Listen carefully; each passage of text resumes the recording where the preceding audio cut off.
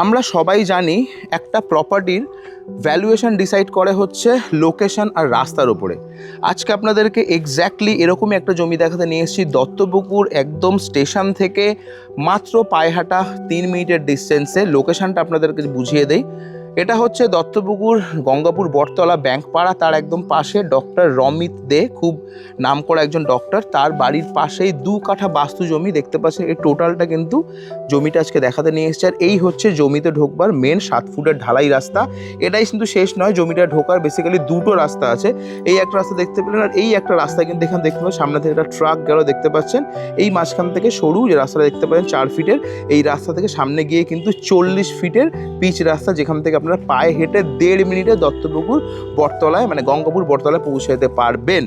আর এই প্রপার্টির কর্ণধার মিস্টার বাদল ঘোষ, যিনি হচ্ছেন ঈশান রিয়েল এস্টেট ওনার। সরাসরি দাদার মুখ থেকে শুনে নেব। নমস্কার, আমি বাদল ঘোষ। অ্যাকচুয়ালি এই জমিটা আছে 2 কাঠা জমি আছে এখানে।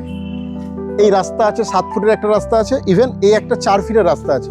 এখান থেকে 50 মিটার গেলেই হচ্ছে 40 ফিটের রাস্তা। এটা হচ্ছে দত্তপুকুর ব্যাংকপাড়া ডক্টর রমিত দে স্যারের বাড়ির ঠিক একদম পাশে জমিটা আছে।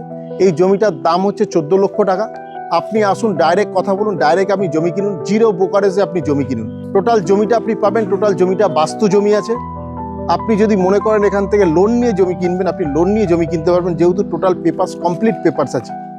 আসুন দেখুন, যদি মনে হয় যে সব ঠিকঠাক আছে তাহলেই আপনি জমি কিনবেন। টোটাল মানে লোকালিটিটা দেখুন, সব ভালো ভালো এখানে বাড়ি, পরিবেশটা খুব ভালো। আমরা সবসময়ের জন্য জমি কেনার আগে আমরা 4টে জিনিসকে আমরা ফলো আপ করি। একটা হচ্ছে ইলেকট্রিক, একদম এখানে দেখুন একদম জমির পাশেই হচ্ছে পোস্ট, একদম ইলেকট্রিকটাও আছে।